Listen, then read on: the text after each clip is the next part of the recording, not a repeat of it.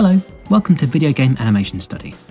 Today we're continuing a mini-series looking at the 5 fundamentals of video game animation as proposed by Jonathan Cooper in his book Game Anim, Video Game Animation Explained. This episode is sponsored by Squarespace, the place to build your online presence. In the last episode, we covered the 5 fundamentals in a general overview and lightly inspected their relation to the existing 12 principles of animation as complementary, offering a new light onto current animation skills in the video game industry. Today we're going to look deeper at the fundamental of feel, arguably the most important of the 5 fundamentals of game animation. Feel is how a character handles during gameplay, and can mean the difference between sluggish, unresponsive gameplay and unrealistic, detached gameplay. Feel directly links to the function over form philosophy that games, I think, should adhere to. You want to feel in control of your character, and animation that doesn't align with this will ultimately ruin your experience. The player is going to be making different choices on the fly, so if you're having to wait for an action to finish, this is going to lock you out of that decision making until it's done. For instance, a bigger or stronger attack may take longer to perform than a smaller, weaker attack. While you're looking to make everything as responsive as possible, you'll want to avoid sacrificing the weight of a character or the force of an action. You'll want your character to read well and feel good to play. Fighting games are a classic example of where responsiveness is important to the feel of your game. Let's compare my favourite fighting game, Skullgirls, to that of something like Soul Calibur. One is sprite-based and one is 3D model-based. One has smaller and weaker moves that can play out much faster, and one has slightly slower moves that must be tactically planned. One isn't better than the other, but they both feel different to play because of the responsiveness of the characters. Another example could be when controlling Sonic the Hedgehog or Mega Man. One of them takes ages to build up to a top speed, and one of them has a constant running speed from the second you touch your control. One of the joys when controlling these characters is the different skill involved from knowing the inertia and momentum of a character. You know that you can control Mega Man down to the exact pixel and change his direction mid-air multiple times. Whereas with Sonic, you know you can do a little run-up to gain some extra height to get up to a new platform. Let's take a look at Batman from Arkham Knight. Now, Batman is a tough brute. He has a large frame, he wears armour, he's got lots of gadgets readily at his disposal, but he's still relatively responsive and fast-moving.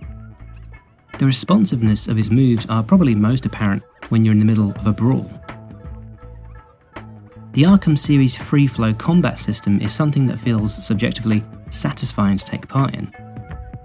You can tap a variety of buttons for a variety of attacks and dodges, and you'll generally punch the nearest enemy no matter how far away they are or which direction you're facing.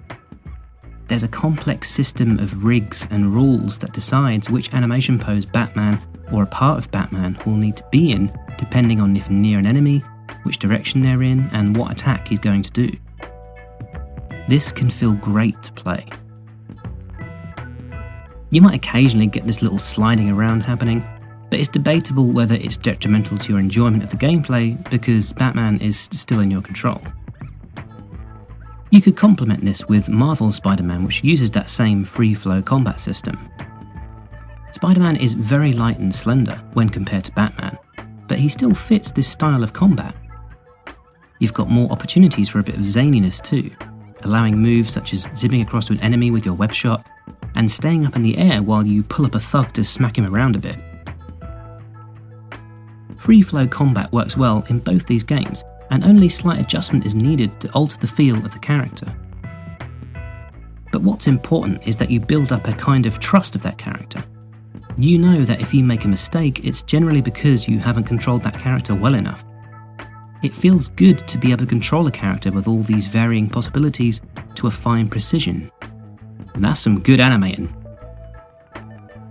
Think about this though. In Batman, you can control the Dark Knight himself, and you can control his Batmobile. But you can control it in car form or in tank form, with both having different controls and different feeling when playing. Some games have many variants of what should feel good to play, The bat tank should feel heavier and more precise because it needs to move around in 360 degrees and be able to dodge and shoot. Whereas the car should feel like it can escape quickly and be able to turn corners in the way you'd expect a car to in other games like GTA. And the fact you can switch from car to tank in a second is something that will need careful consideration when designing how responsive these elements will feel. Let's have a look at this transformation in Yoshi's Island. There isn't a run button, but you do often take a while to build up to running speed. However, when you turn into a helicopter, your controls are much more drawn out. Turning and even staying up requires an extended press of a button for the desired action to finally come to pass.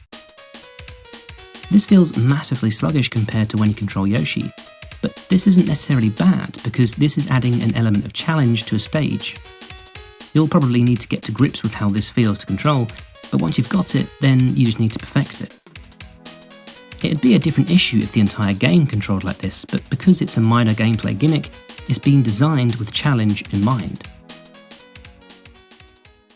Additional animation tricks can be used to aid the feel of a character, such as follow-through and multiples for big action. If a big or slow action is taking place, it might help the player still feel in control of a character if there's some visual feedback before the action takes place. Perhaps if your character is turning and it'll feel weird and unrealistic if they're able to turn around from a fast movement really quickly, then you can add in a bit which shows them looking to where they need to go, just so it doesn't feel like the action itself is sluggish or unresponsive. Other feedback tricks include camera shakes and frame holds on impactful actions, such as landing a heavy hit or taking damage. There's no right or wrong way of applying feel to your character. The game will feel how you want it to. It's very much like the traditional animation principle of appeal, in that it's a difficult thing to measure and teach. But feel is an important thing to nail down first, because how your game feels to play will be how much your audience enjoys playing it, and likely how much they'll remember it. I've mentioned in my Hollow Knight video that Team Cherry wanted to nail down how it felt to jump before anything else, and based the rest of the movement around that perfected action. And Hollow Knight is a game that's often remembered for feeling good to play. Here's a nice story just to tie this fundamental up. As fancy as the animations are, the developers of Streets of Rage 4 are trying to match the feel of the gameplay to that of the original Mega Drive games, and they achieve this by literally playing the two games side by side until they feel the same. Something as nostalgic as Streets of Rage is ripe for scrutiny, and as such, nailing that feeling is important for fans of the series, and animation will come second to gameplay because of that. Of course, that doesn't mean you can't add some fantastic visual flair to the animations around that gameplay feel. I look forward to playing you. And that is the fundamental of feel. Thanks to Squarespace for sponsoring this video. If you're an animator or creative mind and you're looking for one of them professional looking websites, then go on right ahead and click that link in my description just there. I know you see it around all the time, but having a Squarespace website is pretty neat. I mean, literally, you can organise everything easily and you've got a whole load of tools that enable you to share things to other platforms, take donations and see your analytical data. And it looks professional too, which really helps if you want to impress a potential employer. So use my link in the description to start a free trial to check Squarespace out for yourself. And when you're ready to launch, use my coupon code for 10% off your first purchase for a website or domain.